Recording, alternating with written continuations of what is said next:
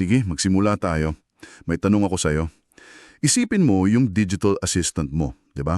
Si Siri, si Alexa. Paano kung, paano kung hindi na lang siya boses? Isipin mo, may mukha siya, may katawan. At tanda niya lahat ng pinag-usapan niyo. Tapos kasama mo siya buong araw. Consistent. Mula sa salamin mo sa umaga, sa kotse, sa office, hanggang sa TV mo sa gabi. Yan yung konsepto na susubukan nating himayin ngayon. Parang galing sa science fiction, di ba? Pero ang totoo, based to sa mga teknolohiyang nandito na. Ang mga source natin ay mga vision document para sa isang platform, ang tawag dito ay openhuman.ai. So ang mission natin, i-breakdown natin kung ano ba talaga to, bakit siya pwedeng maging, alam mo yun, a big deal, at ano ang ibig sabihin nito para sa future ng AI interaction. Ang core idea nila, na parang tagline na rin, isang app store para sa mga digital humans.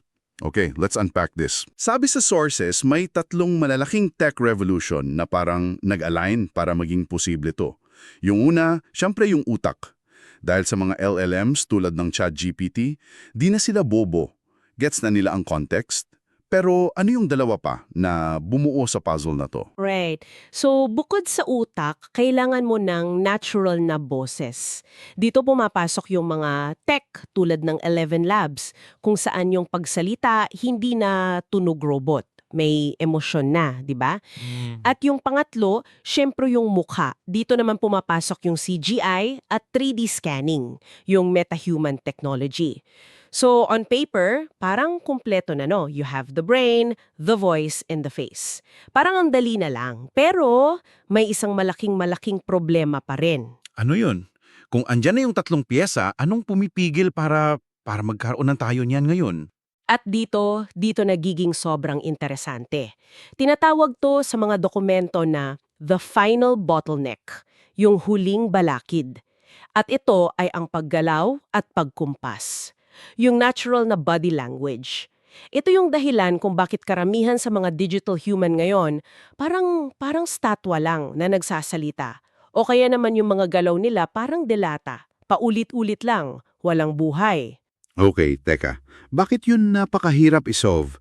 Akala ko ba madali lang mag-animate? Yun nga ang akala ng marami, pero ang fascinating dito is kung bakit siya komplikado. Una, isipin mo, hindi naman one-to-one yung salita sa kumpas, 'di ba? Pag sinabi kong tatlong bagay, madali yon. Taas lang ako ng tatlong daliri. Pero paano mo ikukumpas ang salitang philosophy or tomorrow? Ang galaw natin apektado ng emosyon, ng diin, hindi siya basta-basta. Pangalawa, yung traditional na motion capture, sobrang mahal at hindi practical para sa isang AI na kailangang mag-react sa'yo in real time. Hindi mo pwedeng i-record in advance lahat ng posibleng kumpas. Gets ko. So parang may kotse ka na kumpleto makina ang ganda ng forma pero wala kang manibela. Stock ka. Exactly. At dyan mismo sa manibela problem na yan, nakatutok ang openhuman.ai. Doon sila pumapasok. Sige, so paano nila yan sinusolusyonan?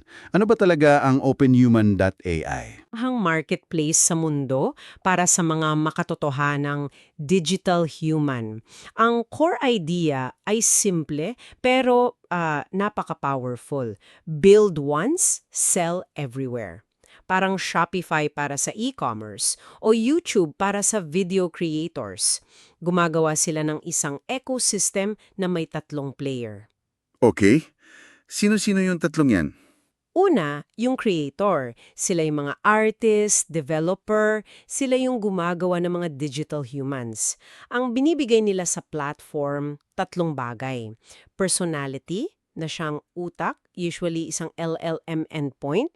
Pangalawa, appearance, yung 3D model. At pangatlo, behavior, yung rules kung paano siya mag-react. Okay, so parang nag-upload sila ng isang buong character? Anong kapalit? Paano sila tinutulungan ng Open Human para hindi sila mahirapan? Dito na pumapasok yung platform side nila. Nagbibigay ang OpenHuman ng mga libreng tool. May mga base 3D models sila para hindi ka na magsimula sa simula. May web-based creator studio sila para doon ka mag-edit. Tapos may analytics dashboard pa.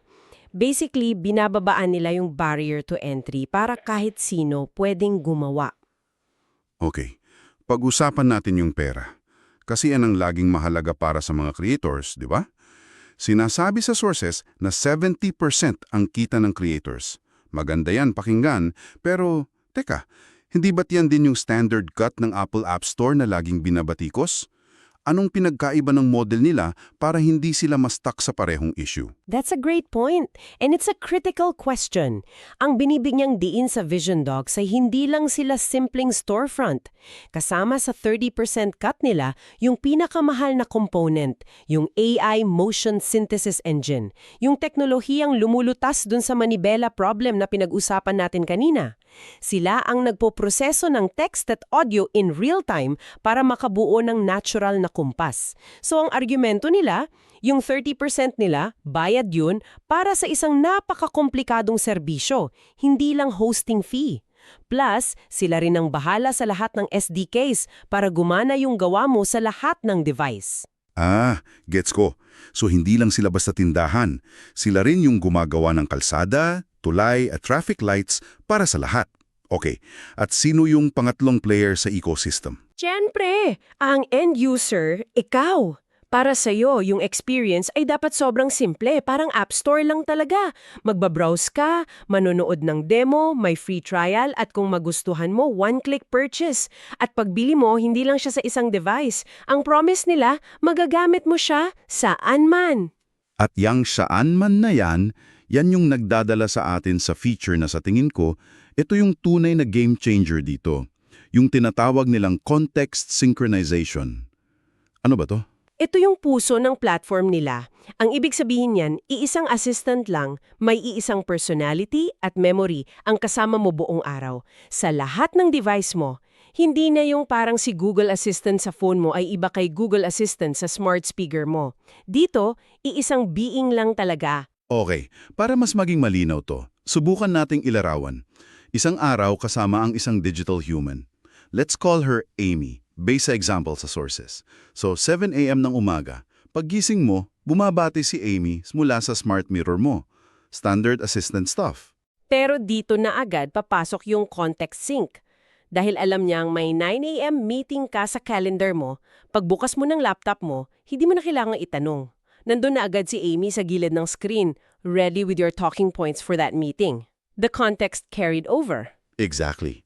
Tapos, sumakay ka ng kotse, 8 a.m. Hindi ka na uulit, lalabas si Amy sa car display mo at ipagpapatuloy niya yung usapan nyo kanina tungkol sa shopping list habang nagbibigay ng traffic updates.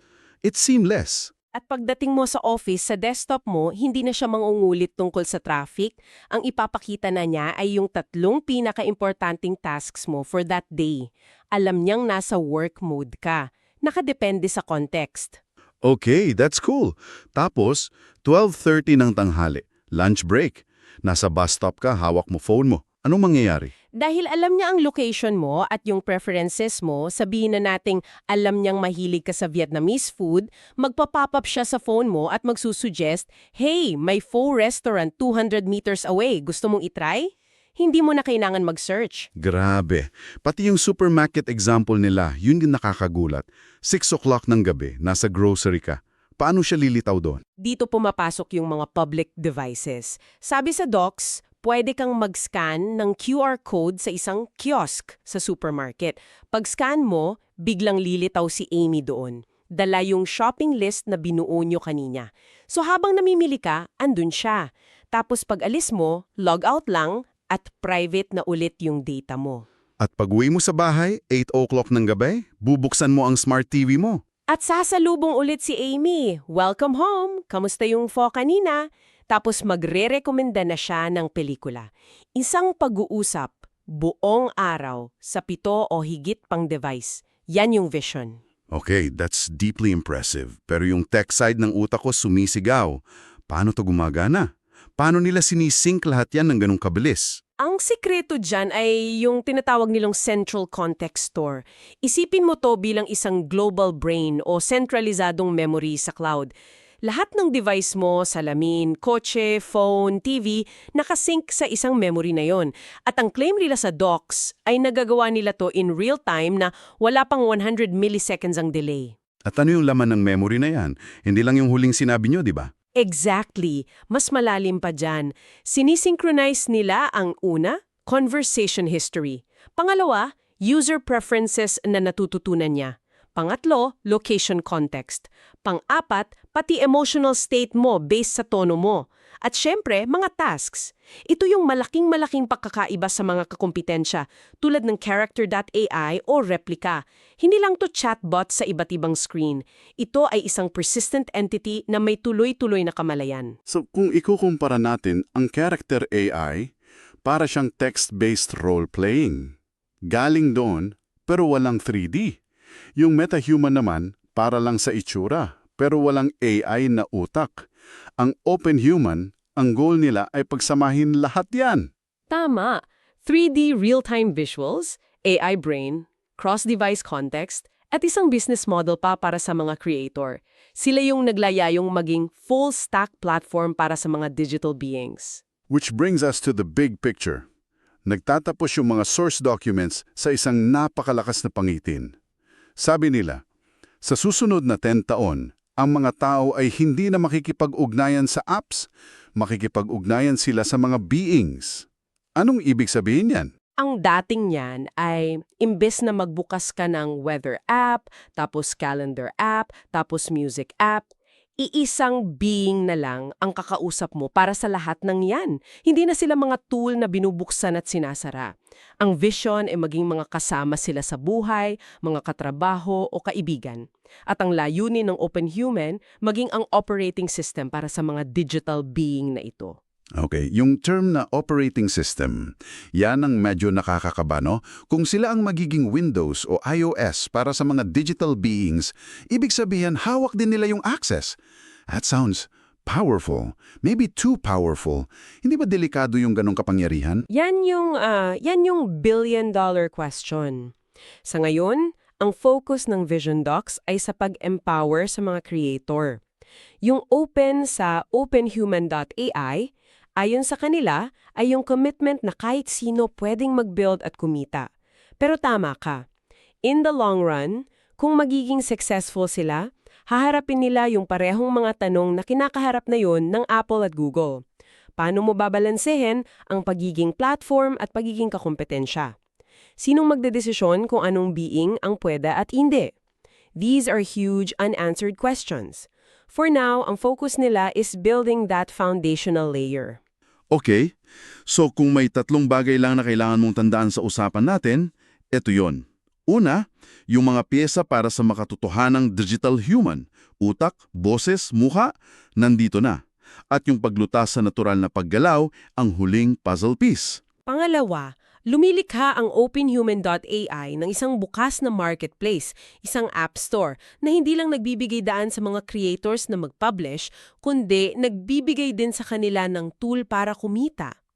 At pangatlo, at ito talaga yung pinaka-revolusyonaryo, ay yung feature ng tuloy-tuloy na memorya o context sync sa lahat ng iyong device. Ito yung nagbabago ng laro mula sa pagiging isang app patungo sa pagbuo ng isang persistent na relasyon sa AI mo.